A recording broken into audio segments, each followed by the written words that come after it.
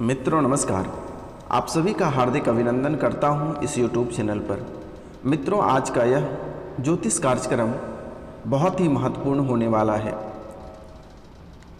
तो आज आप यहाँ जो कुछ सुनने वाले हैं उसे यहाँ तक हो सके याद रखने का और अपने जीवन में उतारने का निरंतर प्रयास करें।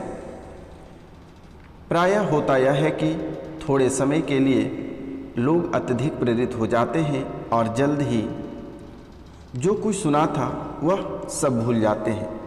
इसलिए मैं प्रायः पुनरावृत्ति का प्रयोग करता हूँ, क्योंकि मानवीय चेतना की कठोर परतों को भेद कर किसी सत्य को अंदर उतारने के लिए उसे बार बार दोहराना आवश्यक होता है। इस प्रकार बार बार सुनने से वह मनुष्य के विचारों में घुल मिल जाता है। किसी प्रवचन को केवल सुनने में और उसमें निहित सत्यों को अपने जीवन में उतारने में बहुत अंतर है। तो मित्रों, मेरे गुरु कहा करते हैं, मेरे गुरु ने मुझसे जो कहा वह सब मैंने अपने जीवन में उतारा। यह उनकी शिक्षा का ही परिणाम है कि मैंने आज आप लोगों के सामने आप लोगों की समस्याओं का समाधान करता हूँ और आप लोगों को समझने का प्रयास करता हूँ और आप लोगों की बड़े से बड़े समस्या को यूं ही सॉल्व कर देते हैं मेरे मित्रों।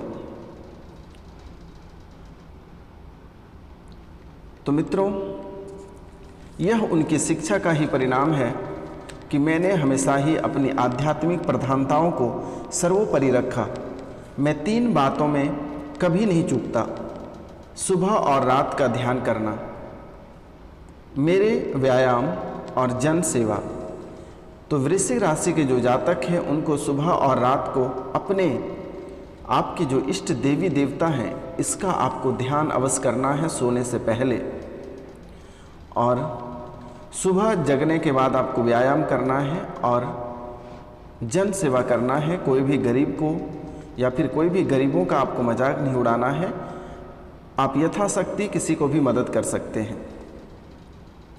ये 3 बात वृश्चिक राशि के जातक हमेशा याद रखना। इन 3 बातों को कभी आपको नहीं भूलना। सुबह और रात का ध्यान करना, ये ध्यान आप अपने देवी देवता का करना है, जो देवी देवता आपके हैं, जिसे आप हमेशा मानते हैं। तो मित्रों, सुबह उठकर व्यायाम करना है और उसके बाद दिन में कोई यदि गरीब मिल जाए और यथाशक्ति हो सके तो आप जन सेवा करना। तो ये मैं हर हाल में करता, अभी भी मैं करता हूँ। अन्य कम महत्व के कार्यों को किसी भी तरह निपटा लेता हूँ। ईश्वर की चेतना में जीते हुए अब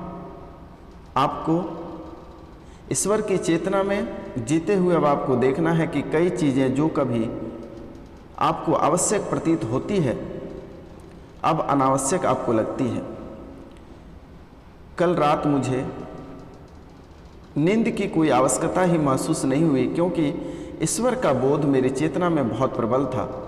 कभी कभार मैं अपने शरीर को निद्रा अवस्था में देखता था, परंतु वह अर्धचेतन निद्रा समाधि स्थिति शीघ्र ही हट जाती थी और मेरा मन एवं शरीर पुनः ईश्वर की चेतना से भर जाते थे। मैं ये बातें आपको अपने प्रत्यक्ष अनुभव से बता रहा हूँ। किसी दिन यह सब आप भी अनुभव करेंगे। जिस ईश्वर को मैं अपने अंदर अनुभव करता हूँ उसी के माध्यम से अपने भीतर विद्वान ईश्वरीय प्रकाश को उन लोगों में संचारित करना मेरे लिए संभव होता है जो अपने मन के तार मुझसे मिलाए रखते हैं। मैं अपनी नहीं बल्कि उनकी स्तुति कर रहा हूँ जो मेरे भीतर हैं। जिस प्रकार कोई धनवान मनुष्य अपनी योग्य संतानों को अपना धन दे सकता है, उसी प्रकार आध्यात्मिक संपदा से युक्त पुरुष भी उन शिष्यों को अपनी संपदा दे सकता है जो उसके उदाहरण का अनुसरण करते हैं। सभी सच्चे महान संत यह कर सकते हैं। आध्यात्मिक चेतना को इस प्रकार से संचारित करने के अनेकानेक उदाहरण हैं, जैसे कि एलिजा के आध्यात्मिक ऐश्वर्य का एलिसा में उतरना और क्राइस्ट द्वारा अपने 12 में से 11 निष्ठावान शिष्यों को होली घोष्ट प्रदान करना। आध्यात्मिक पथ पर यूँ तो बहुत लोग आते हैं, परंतु जो अंत तक अस्थिरता एवं दृढ़ता के साथ उस पर टिके रहेंगे, वे ही ईश्वर के स्वर्ग में प्रवेश कर पाएंगे। सच्चे भक्त जो जान लेते हैं कि इस संसार के अंधियारे मार्ग केवल निराशा की ओर ले जाते हैं, ईश्वर प्राप्ति के लिए दृढ़ता के साथ साधना करते हैं तथा ईश्वर में कभी संदेह नहीं करते हैं। ईश्वर उत्तर देते हैं या नहीं देते हैं इसका कोई महत्व नहीं होता है। आप अपने अंतकरण में कहता है, प्रभु आप जानते हैं कि मैं आपकी ओर बढ़ रहा हूँ, इसलिए आप उत्तर देते या नहीं इस बात की मुझे कोई चिंता नहीं है। आपका उत्तर पाने के योग्य ना होते हुए भी मैं जानता हूँ कि जब समय आएगा तब आप मुझे उत्तर दिए बिना नहीं रह सकते हैं। जैसे ही ईश्वर को यह विश्वास हो जाता है कि आप सचमुच उसे ही चाहते हैं और चाहें कुछ भी हो जाए आप उससे विमुख नहीं होंगे, वैसे ही वह आपको आपके गुरु के माध्यम से अंतिम ज्ञान या ब्रह्म ज्ञान प्रदान करते हैं। गुरु अपने में प्रज्वलित ईश्वर के प्रकाश को आप में संचारित कर देता है। शायद आपने सोचा होगा ऐसा परम भाग्य आपको कभी नहीं मिल पाएगा। यह परमोच्च अनुभव मुझे अपने गुरु से मिलता है। अपने ध्यान की शक्ति और प्रयत्नों से भी मैं जिसे प्राप्त नहीं कर सका उसे मेरे गुरु ने अपने स्पर्श मात्र से मुझे दे दिया। तो मेरे मित्रों, जीवन चैतन्य के गर्भ से उत्थान होता है। हम चेतना के सांचे में ढले हुए हैं। जीवन के सभी रूप चैतन्य सरिता के एक ही स्रोत से उत्पन्न हुए हैं। इस प्रकार पृथक व्यक्तिक युक्त आपकी चेतना ही आपके अस्तित्व का आधार है। आपके समस्त विचार एवं कर्म चैतन्य सरिता के ही बुलबुले और बूंदे हैं। ठोस प्रतीत होता है यह शरीर वास्तव में बहुचुंबकीय प्रभावों का एक गुंज है। इसके प्रोटॉन्स और इलेक्ट्रॉन्स ईश्वर द्वारा प्रक्षेपित धनात्मक और ऋणात्मक विचारों के घन के रूप में उन्हें में विचार अणु कहता है। सारी सृष्टि इन्हीं विचार अणुओं से बनी हुई है जो ईश्वरीय चेतना है। काले और सफ़ेद में क्या अंतर है? वे केवल दो विपरीत विचार हैं जो अपनी अपनी संकल्पना के घनीभूत रूप हैं। उदाहरण के लिए स्वप्न में दिखाई देने वाले काले और सफ़ेद घोड़े और कुछ न होकर केवल स्पंदृष्टता की एक ही विचारधारा के विभिन्न घनीभूत स्वप्न रूप या सापेक्ष रूप होते हैं।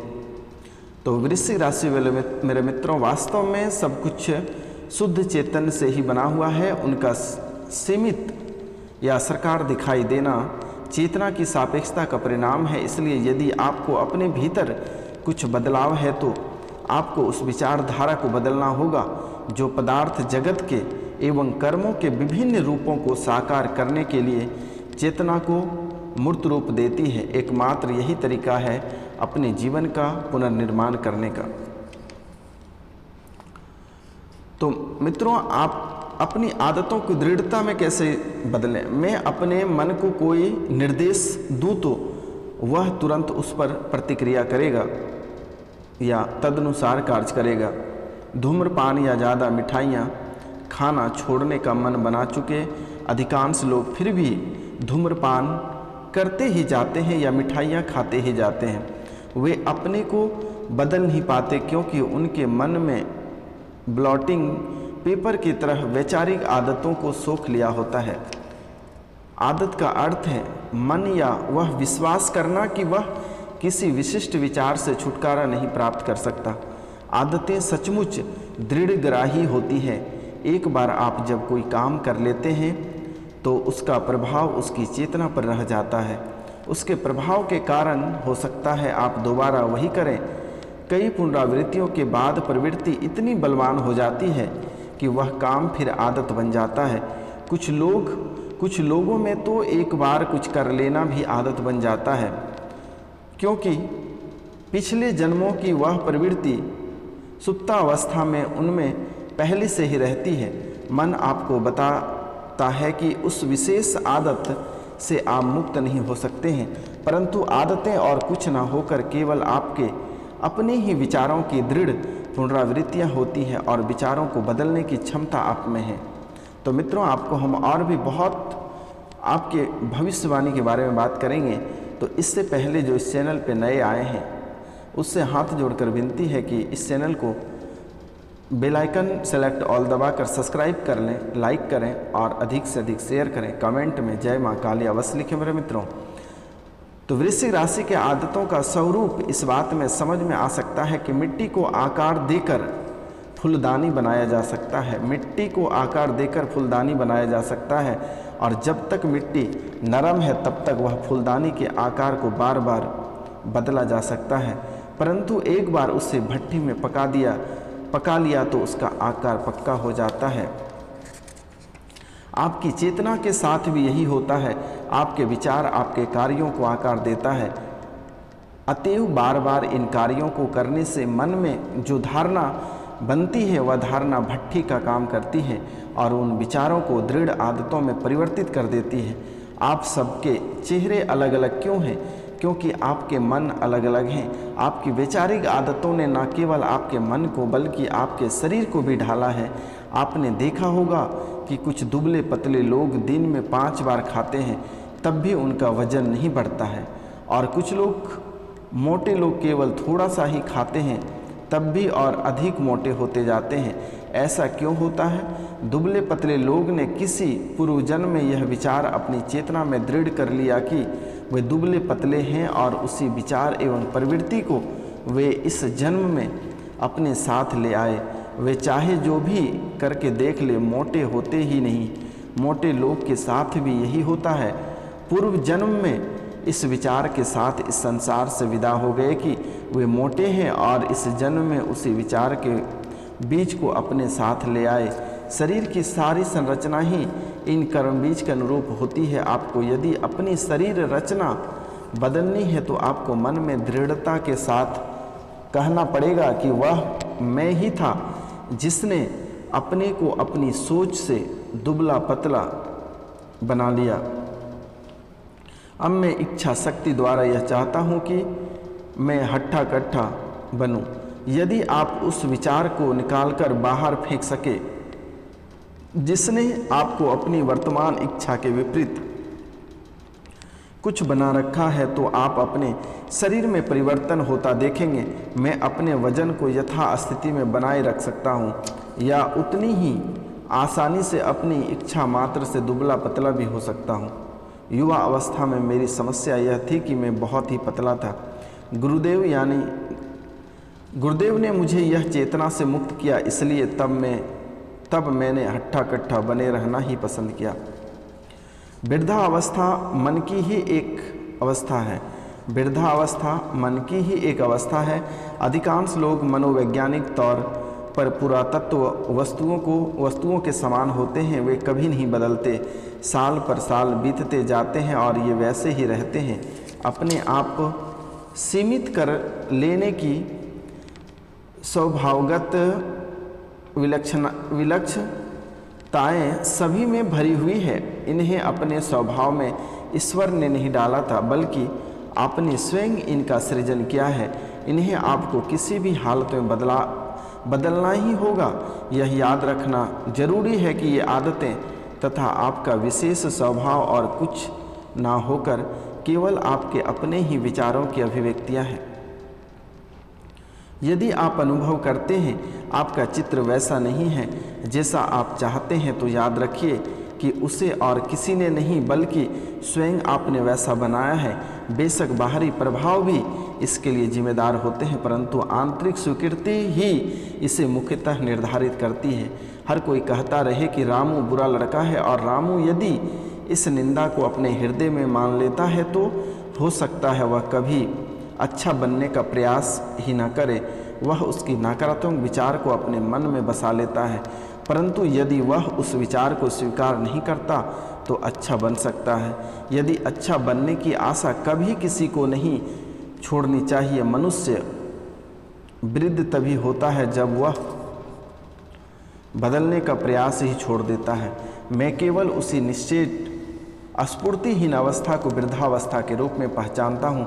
जब कोई बार बार कहता है कि मैं बदल नहीं सकता, मैं ऐसा ही हूँ, तो मेरे पास कहने के लिए यही बचता है कि ठीक है, जब तुमने वैसे ही रहने का मन बना लिया है तो वैसे ही रहो। अधिक लचीले बनने का प्रयास करो जैसे बच्चे होते हैं, परंतु कुछ बच्चे भी समय से पहले ही वृद्धावस्था में चले जाते हैं क्योंकि उन्हें पूर्व जन्मों की प्रवृत्तियों को बदलने की शिक्षा मिली ही नहीं, ना ही उसके लिए कोई प्रोत्साहन मिला। उनके मन की मिट्टी पहले ही भट्ठी में तप कर सख्त हो गई होती है और वे बचपन की उन प्रवृत्तियों के साथ ही बड़े होते हैं। दूसरी ओर ऐसे वयोवृद्ध लोग भी हैं जिनसे मैंने एक बार ही बात की तो वे बदल कर अधिक अच्छे बन गए। इसलिए वृश्चिक राशि वाले मेरे मित्रों, आपको बदलना है। यह समय आपके लिए बहुत महत्वपूर्ण है। आपने समय बदलने का प्रयास करिए और यह समय यदि आप खोते हैं तो आपसे बड़ा बेवकूफ़ कोई नहीं होगा। आपके जीवन काल में अभी आपके देवी देवता से लेकर आपके घर परिवार बाहरी लोग सभी आपको साथ दे रहे हैं मेरे मित्रों। तो आज का कार्यक्रम यहीं तक था। यदि अच्छा लगा होगा तो आप लोग इस चैनल को सब्सक्राइब करिए, लाइक करिए और अधिक से अधिक शेयर करिए।